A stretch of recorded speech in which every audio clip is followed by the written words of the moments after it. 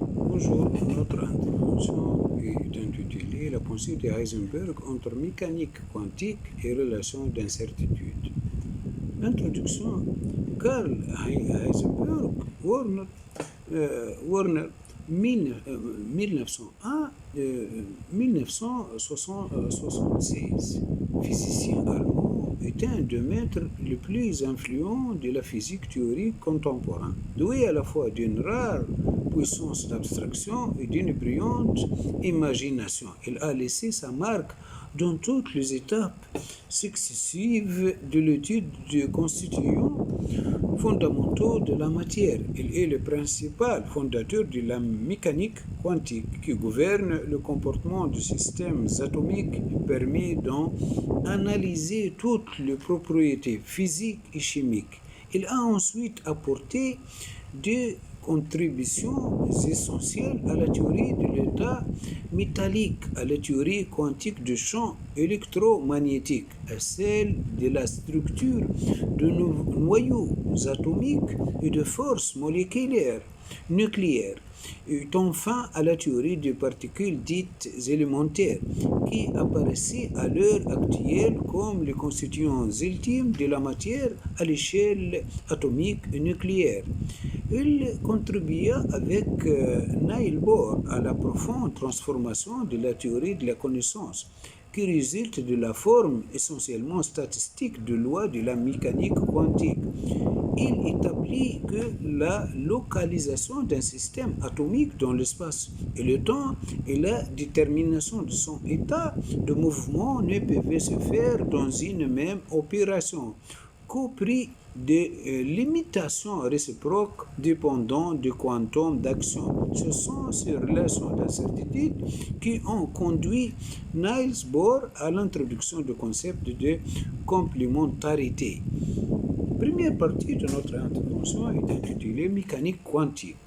Au moment où Heisenberg arrivait à Copenhague en 1924, Bohr et Kramer consacraient leurs efforts à l'examen de la portée des principes de correspondance. On peut analyser le mouvement classique des électrons d'un atome en ses composantes périodiques et leurs harmoniques multiples entiers m de fréquence et calculer les amplitudes de ces composantes qui déterminaient l'intensité et la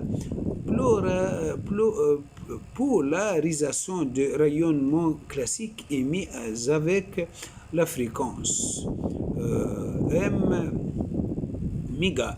D'autre part, les fréquences de rayonnement véritablement émises par l'atome dans la transition quantique entre ces états stationnaires d'énergie en s'exprimant comme différence divisée par la constante de Planck H entre les énergies de ces états. Le principe de correspondance consiste à associer judicieusement chaque fréquence quantique à une fréquence classique et à postuler que chaque amplitude classique donne sinon la vraie valeur de moins l'ordre de grandeur de l'amplitude quantique correspondante.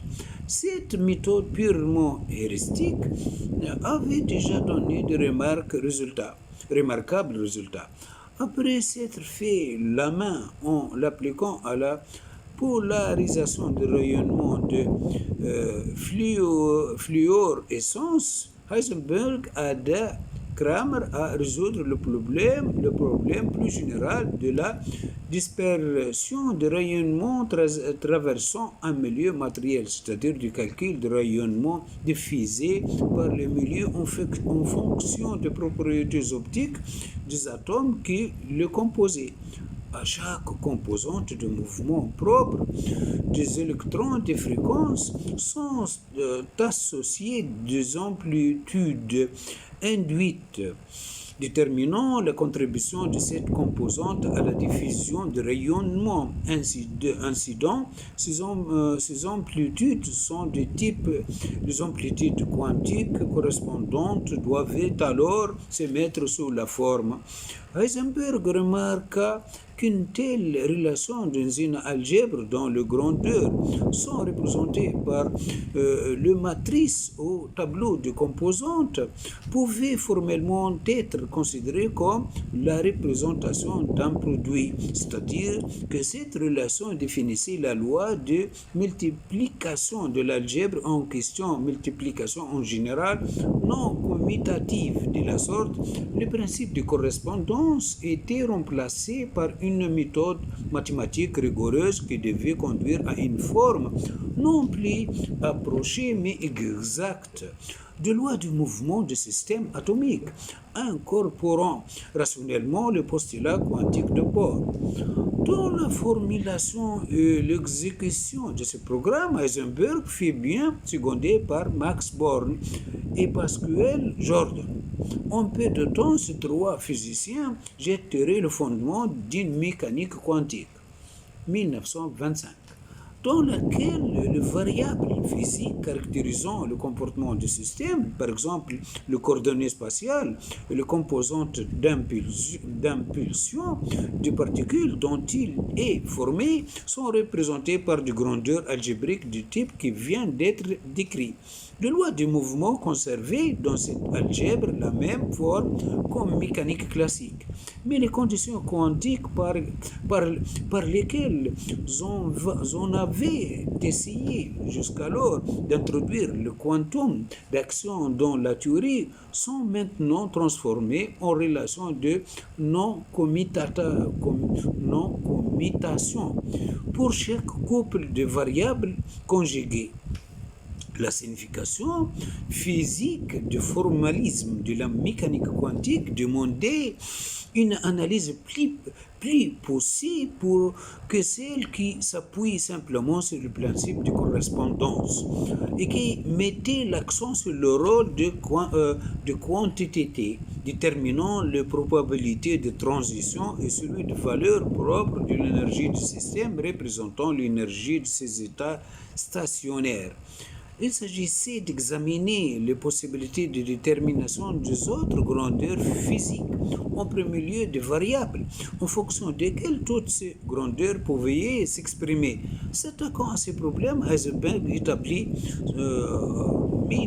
1927 comme conséquence de relations de non-commutation, une série parallèle d'inégalités auxquelles devaient satisfaire les fluctuations statistiques moyennes de grandeur autour de valeurs moyennes dont elles sont susceptibles dans une situation expérimentale donnée. Ces fameuses relations d'incertitude de la forme permettaient de conclure que s'il n'existe aucune limite théorique à la précision avec laquelle l'une ou l'autre de deux variables conjuguées peut être mesurée, l'existence du quantum d'action impose une limitation réciproque.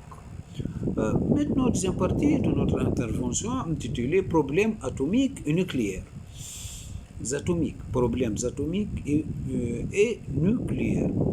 Dès que la mécanique quantique fait consolider, surtout dès qu'elle eut absorbé l'aspect ondulatoire mis en évidence par Louis de Broglie et développé par Erwin Schrödinger, il était naturel qu'elle s'attaqua aux problèmes qui dépassaient la portée des méthodes antérieures. Parmi ceux-ci s'offrait tout d'abord celui de l'atome de l'ion, atome composé de deux électrons liés au noyau. Les états stationnaires de cet atome présentaient surtout une particularité relevée par l'analyse de son rayonnement qui n'avait pu être expliquée. Il se classait en deux séries distinctes, telles qu'une transition n'avait lieu d'une série à l'autre. Heisenberg montre dans 1900 à 1926 que cette division correspondait à l'existence de deux types d'ondes de symétrie différentes, représentant le système de deux électrons. L'amplitude de ces ondes pouvait soit rester inchangée, soit changer de signe. Lorsqu'on permettait la position de deux électrons, cela rendait compte immédiatement de l'absence de transition radiative entre états représentés par des ondes de types différents. De plus, le calcul de l'énergie d'interaction des électrons dans les états stationnaires de deux types faisait apparaître, outre un terme directement analogue à l'expression classique, un autre terme propre à la théorie quantique et qui pouvait formellement être mis en rapport avec un échange des électrons entre leurs états individuels dans l'atome. Cette étude de l'hélium immédiatement généralisée à des systèmes d'un nombre quelconque d'électrons ne fut pas seulement une brillante consécration de la nouvelle théorie, elle devait avoir de profondes répercussions sur notre conception de la nature des liaisons entre atomes, tant dans les molécules isolées que dans les cristaux. Bientôt, en 1927, Walter Hitler et Fritz London attribuaient les liaisons chimiques homopolaires à une interaction d'échange de type essentiellement quantique mise en évidence par Heisenberg. Il était ici question, toujours à titre purement formel, d'un échange des électrons de valence entre les atomes auxquels ils appartenaient. Ensuite, en 1928, Heisenberg lui-même interprétait comme un effet d'échange, cette fois un échange de moments magnétiques entre les électrons. Le champ moléculaire introduit jadis hypothétiquement par Paul Weiss pour expliquer le ferromagnétisme de la découverte des neutrons en 1932 comme constituant de noyaux atomiques. Heisenberg développa une théorie de la constitution des noyaux, considérée comme système de protons et de neutrons, dans laquelle la liaison entre neutrons et protons était assurée par une force d'une nature nouvelle ayant le caractère d'une interaction d'échange. C'était maintenant une unité élémentaire de charge électrique qui était échangée entre un proton et un neutron. Pour représenter mathématiquement ce nouveau type d'échange, Heisenberg concevait le neutron et le proton comme deux états électriquement neutres et chargés d'une particule nucléaire appelée nucléon. Pour distinguer ces deux états, il utilisait une nouvelle variable susceptible de deux valeurs, comme celle qui distingue les deux états d'orientation de mouvement angulaire intrinsèque au spin, de l'électron ou de nucléon. Cette variable, ultérieurement généralisée sous le nom des spins, joue actuellement un rôle fondamental, bien qu'encore mal compris, dans la classification des interactions de particules dites élémentaires. Troisième partie de notre intervention est intitulée Théorie quantique de champ. De 1927, Paul Dirac avait étendu hardiment la portée de l'algèbre quantique à des systèmes d'un nombre indéfini d'éléments, tels que le quanta de rayonnement électromagnétique qui peuvent être créés ou annihilés dans le processus d'émission ou d'absorption. En outre, il avait découvert une formulation relativiste de la mécanique quantique des particules, telles que les électrons, qui sont doués d'un spin intrinsèque. Dans la formule ou dans la forme ondulatoire de cette théorie, une distribution de charges et de courants électriques apparaissait comme un champ d'une autre espèce que le champ électromagnétique et obéissant à des lois de quantification différentes. Sur ce base, Heisenberg et Pauli à partir de 1929, développeraient une théorie quantique relativiste du champ englobant en toute généralité le champ électromagnétique et le champ de charge et courant en interaction avec lui. Plus tard, sous l'impulsion de Hideki Yukawa, 1935, le champ musique responsable des forces nucléaires fut soumis à la même analyse et la réalité de son aspect particulier fut confirmée par la découverte dans le rayonnement cosmique 1947 des mesons possédant les caractéristiques prévues, masse intermédiaire entre celle de l'électron et du nucléon et absence de spin intrinsèque. Ainsi s'est révélé le caractère universel de la complémentarité entre champ et particules. À chaque espèce du champ de force est associée une espèce déterminée de particules et réciproquement, chaque espèce de particules est susceptible sous sa forme ondulatoire de transmettre une interaction spécifique entre constituants d'une autre espèce. Quatrième partie de notre intervention est intitulée Théorie des particules élémentaires. Pendant vingtaine d'années, entre 1930 et 1950, ce fut l'étude du rayonnement cosmique qui resta la source principale de nos connaissances sur les propriétés du champ musique. Heisenberg contribua activement à ces recherches. Il souligna notamment la différence fondamentale entre le champ musique et le champ électromagnétique, résultant de la différence numérique entre les constituantes qui déterminaient les ordres de grande respective de deux interactions, tandis que l'émission multiple de quanta de rayonnement électromagnétique a une probabilité d'autant plus faible que le nombre de quanta émis est plus grand.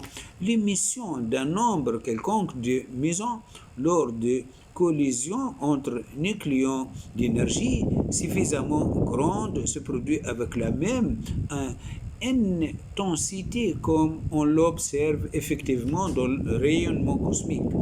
Quant à l'origine de la différence entre les deux types d'interactions, Heisenberg l'a reconnu dans le fait que l'action du champ musique est limitée à une région spatio-temporelle de démission finie, fixée par un paramètre invariant de longueur universelle.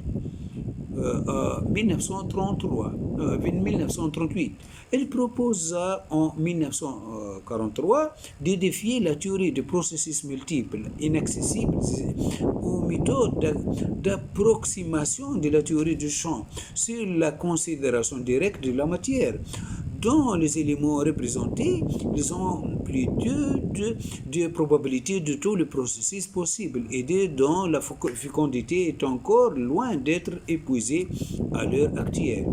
L'importance de la distinction établie par Heisenberg entre les interactions fortes des nucléons et mesons et les autres types d'interactions est elle aussi apparue de plus en plus nettement depuis que l'exploration du domaine de hautes énergies à l'aide de puissants accélérateurs de particules a révélé l'existence d'un grand nombre d'espèces de particules au champ de caractère nucléonique dit baryons ou musique, donnant lieu à des processus divers de transmutation où interviennent de multiplicités quelconques de ces particules. La description théorique rationnelle de ces ardents, baryons et mesons et de leurs interactions fortes soulève des problèmes ardus que sont loin d'être résolus.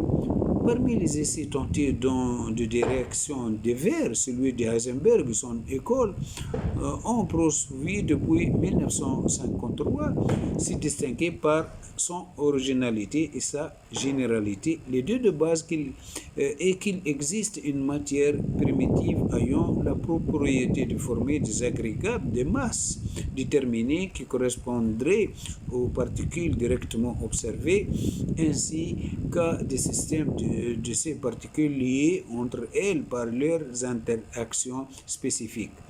Mathématiquement, cette propriété devrait résulter du caractère non linéaire de l'équation d'onde de la matière primitive. Les valeurs de masse de particules et de constantes d'interaction se déduiraient toutes de seuls paramètres de longueur universelle, limitant les régions dans lesquelles se formaient de divers états d'agrégation de la matière primitive. L'exécution de cet ambitieux programme s'est heurtée à de grandes difficultés mathématiques. Depuis lors, l'électrodynamique quantique, les propriétés de symétrie et les expériences faites avec les accélérateurs de particules ont conduit la recherche vers la théorie de l'unification.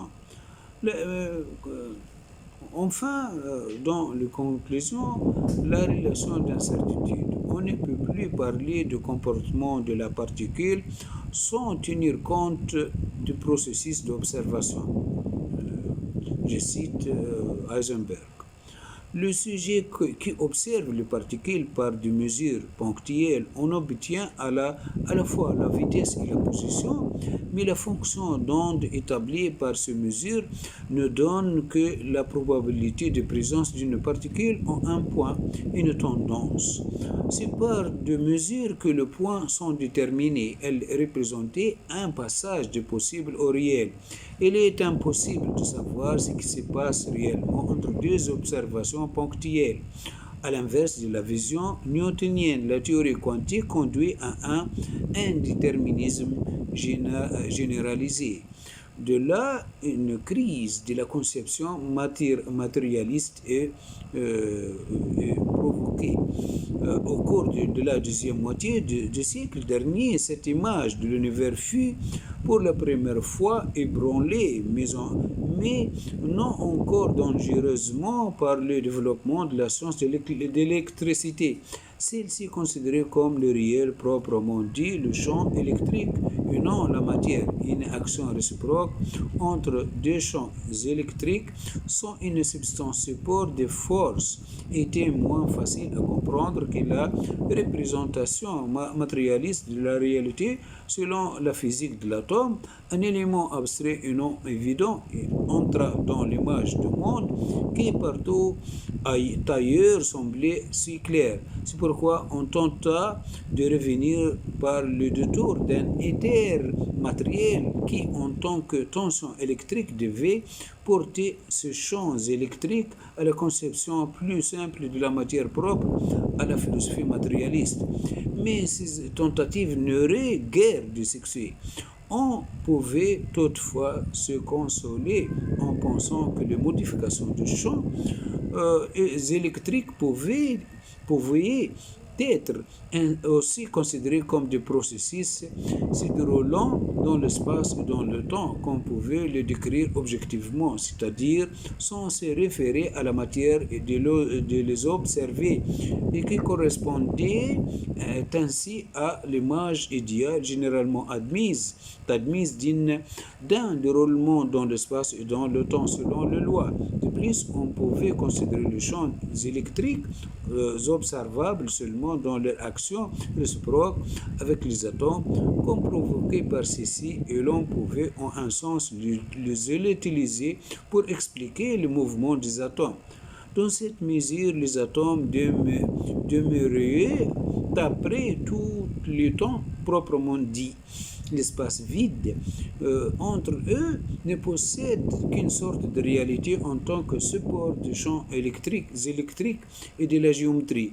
Pour cette image de l'univers, il était de peu d'importance que de la découverte de la radioactivité vers la fin du XIXe siècle, les atomes chimiques ne puissaient plus être considérés comme les derniers éléments indivisibles de la matière. On les considérait plutôt comme composés de trois éléments fondamentaux qu'aujourd'hui nous appelons protons, neutrons, électrons et quarks. Par ces conséquences pratiques, cette découverte a conduit à la transformation des éléments et à la technique de l'atome. Par là, elle a acquis une immense importance. Mais rien n'est changé à la question du principe. Si actuellement nous tenons le proton, le neutron et les électrons pour les particules élémentaires de la matière, ici nous le tenons pour le temps proprement dit. Ce qui importe pour l'image matérialiste de l'univers, c'est la possibilité de reconnaître ces infimes millions de particules élémentaires comme la dernière réalité objective. Cette image solidement construite de l'univers du XIXe siècle, du début du XXe siècle, repose sur cette base et grâce à sa simplicité, elle a gardé pendant plusieurs dizaines d'années son entière puissance convaincante. Mais cela précisément qu'au cours de notre siècle se sont produites de transformations profondes dans le fondement de la physique de l'atome que nous éloignait de la conception réaliste de la physique atomique antique. On espérait que ces particules élémentaires représenteraient la réalité objective. C'était une simplification trop grossière des faits réels et elle devait céder la place à des conceptions beaucoup plus abstraites. Car si nous voulons nous faire une image de la nature de ces particules élémentaires, nous ne pouvons plus faire abstraction du principe de l'existence de processus physiques que nous ont informés. Lorsque nous observons les objets de notre vie quotidienne, les processus physiques qui rendent possible cette observation ne jouent qu'un rôle secondaire. Mais chaque processus d'observation provoque des perturbations considérables dans les particules élémentaires de la matière. On ne peut plus du tout parler du comportement des particules sans tenir compte des processus d'observation. En conséquence, les lois naturelles que, dans la théorie du quanta, nous formulons mathématiquement ne concernaient plus les particules élémentaires proprement dites, mais la connaissance que nous avons. La question de savoir si ces particules existaient en elles-mêmes dans l'espace et dans le temps ne peut donc plus être posée sous cette forme. En effet, nous ne pouvons parler que des événements qui se déroulent lorsque, par l'action réciproque de la particule et de n'importe quel autre système physique, par exemple les instruments de mesure, on tente de connaître le comportement de la particule.